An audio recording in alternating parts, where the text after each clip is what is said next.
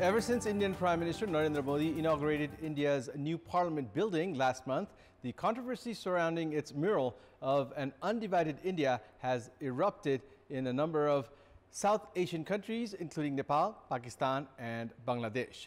Even as India has been defending the mural, citing that it presents the spread of Maurya Empire during King Ashoka's empire, the Ministry of Foreign Affairs has directed the Nepali embassy in India to officially take up the issue with the Indian government. Good morning, I'm Abheudaya Shrestha, and these are the headlines of the hour. 6 months after starting operation, the Pokhara International Airport sees first international flight. A Chinese plane lands with tourists and players. It's the International Yoga Day today, the day being celebrated with the slogan Yoga for Humanity by organizing yoga camps in places across the country. Indian Prime Minister Narendra Modi arrives in US to a warm welcome, meets Twitter owner Elon Musk, euphoria in the Indian-American community. And the 14th edition of the SAF Championship kicks off from today in the Indian city of Bangalore. Nepal take on formidable Kuwait as host India clash against Pakistan. A first international flight has landed at the Pokhara International Airport today, 6 months after the airport came into operation. The 3-hour chartered flight of Sichuan Airlines that took off from Chengdu, China at 6:09 this morning landed at the Pokhara International Airport earlier this morning. Tourism Minister Sudan Kirati, Chief Minister Surendra Acharya, among others, welcomed the first international flight by spraying water cannon on the aircraft. 135 passengers, including National Assembly Chairperson Ganesh Timilsina, were on board the aircraft that landed in Pokhara this morning. The flight arrived in Pokhara, bringing passengers and players for the Nepal-China Friendship Dragon Boat Festival, which will be held in the city coming Friday and Saturday. The Dragon Boat Festival is being organized in South Asia for the first time. The Pokhara International Airport, constructed with the Chinese loan investment of 22 billion rupees, was inaugurated on 1st of January earlier this year. The special court has sentenced former Director General of Inland Revenue Department Churamani Sharma, former Chair of Tax Settlement Commission Lumba Dhoj Mahat, and member Umesh Thakal to 9 years in prison and demanded 4.1 billion rupees in fines.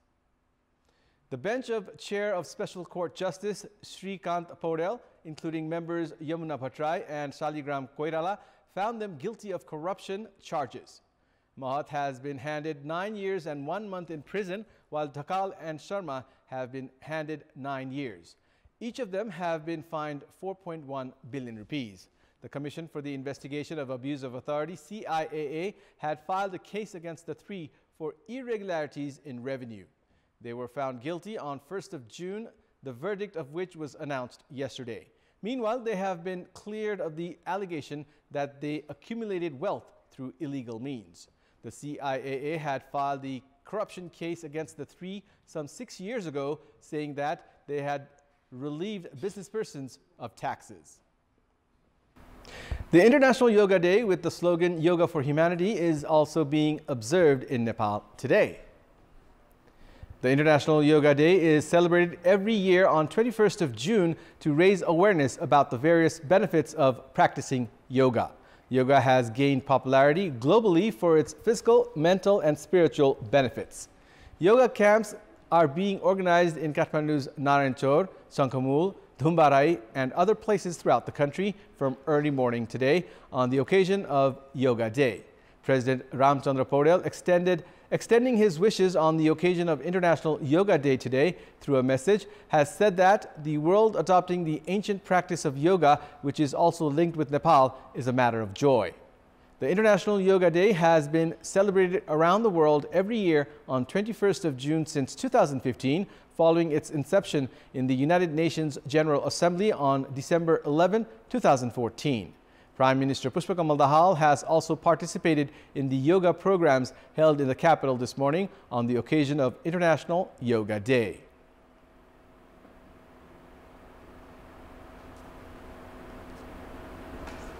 Sudarpaschim province has announced a public holiday in the province today to mourn the death of its Minister for Home Affairs and Law, Prithvi Bahadur Singh, who died in a vehicle accident yesterday. Minister Singh, his wife Amrita and sister-in-law Jai Devi Singh died in the accident as the vehicle they were traveling on heading for Chainpur from Dadaldura and fell off some 50 meters from the road to the Kalanga river bank. Minister Singh, who was seriously injured in the accident, was flown to Nepalganj for treatment and later succumbed to his injuries while receiving treatment at Kohalpur Medical College. The meeting of the Sudarpaschim Province Council of Ministers held yesterday expressed condolences to the death of Minister Singh and decided to announce a public holiday in the province today to mourn the death. Accompanying police officer Deepak Bhandari and driver Dharmaraj Joshi are receiving treatment in Kohalpur. 2 people were killed in a pickup truck accident in Baglung's Kote Khola rural municipality this morning. According to information officer at the district police office, DSP Madan Kesi, 2 male passengers were killed at the spot of the accident when the pickup traveling from Golkot to Baglung headquarters along the mid-hilly highway fell some 500 meters off the road.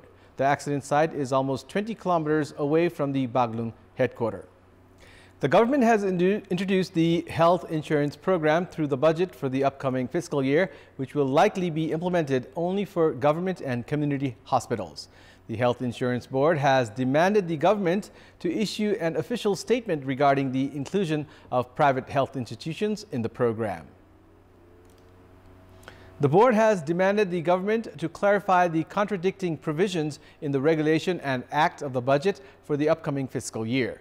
The budget has introduced health insurance program, including government, community, and cooperative hospitals. However, according to the Health Insurance Act, private and teaching hospitals, nursing homes, polyclinics, and clinics can implement such programs with the coordination of the board.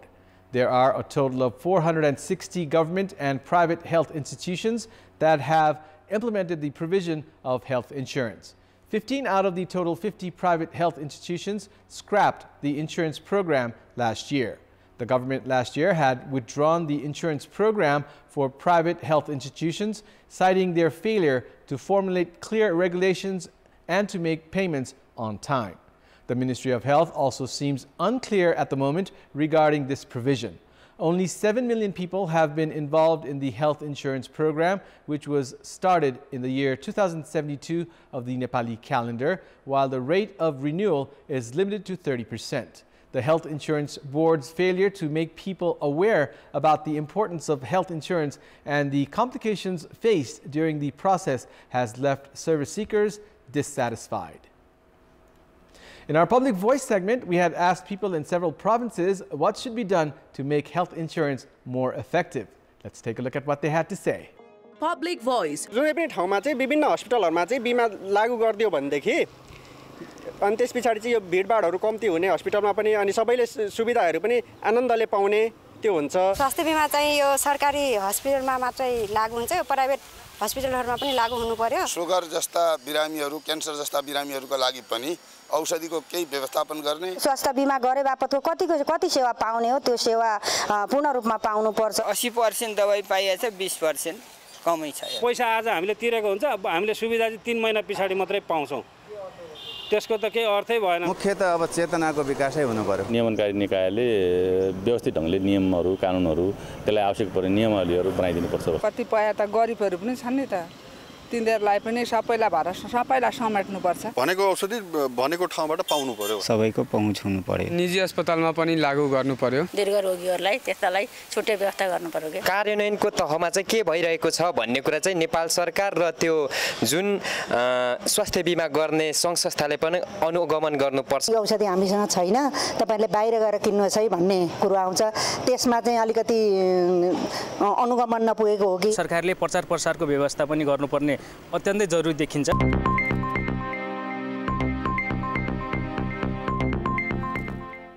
It's time now for our segment Public Pulse, where you text us with your opinion. Public Pulse. Here's the question. Why have farmers not been able to receive fertilizers despite the government storing fertilizers in its facilities? Your options are A, foul play of cooperatives, B. Lack of monitoring, and C. Commission ploy. The voting is on. Type NEWS, select your option A, B, or C, and send it to 34001 to share your opinion with us. And it's time now for the international update.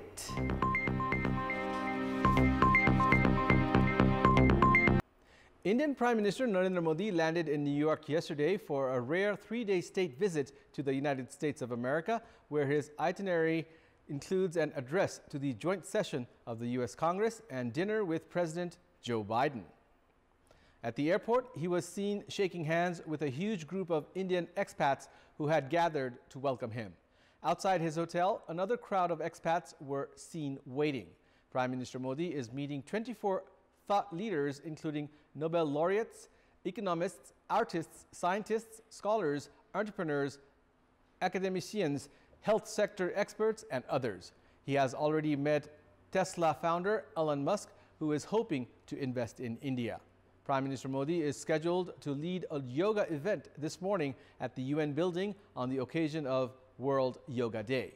Meanwhile, dozens of U.S. President Biden's fellow Democrats urged him yesterday to raise human rights issues with Indian Prime Minister Modi during his visit.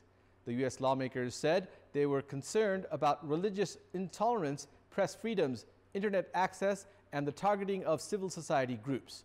A total of 75 Democratic senators and members of the House of Representatives signed the letter sent to the White House yesterday.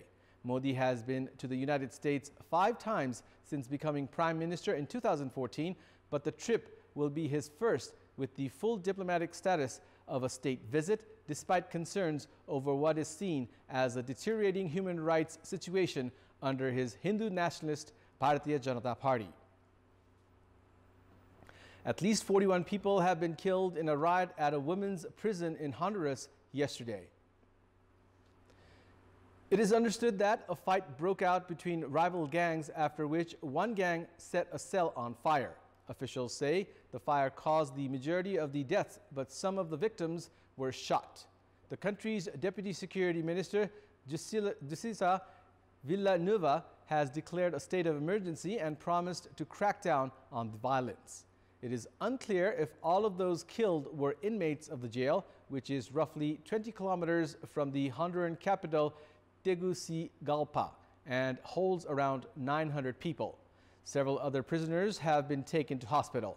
President Xiomara Castro, who last year launched a crackdown on gangs, said on social media that she was shocked by the monstrous murder of women and would take drastic measures in response. Honduras is known for corruption and gang violence, which have infiltrated government institutions and seen the homicide rate soar. Along with neighbors El Salvador and Guatemala, the country is a major transit route for cocaine coming from South America to the United States.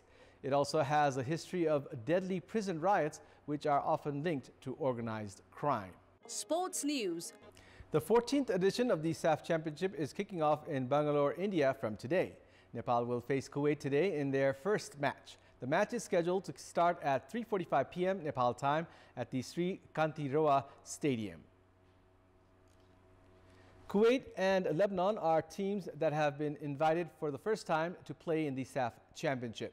It will be a challenging match for Nepal as they are facing Kuwait, who have already played in the World Cup. Nepal's head coach, Vincenzo Alberto Aniz, has said that he expects Team Nepal to perform well in the tournament despite having a short period of time for preparation. Nepal have not won the SAF Championship as of yet. Kuwait is ranked 143rd in the FIFA rankings, while Nepal are ranked 174th. Nepal are winless against Kuwait in the 3 matches played so far. Nepal and Kuwait are in Group A alongside India and Pakistan. The match between India and Pakistan will be played at 8 p.m. The live coverage of the SAF Championship match will be carried out by Kantipur Television.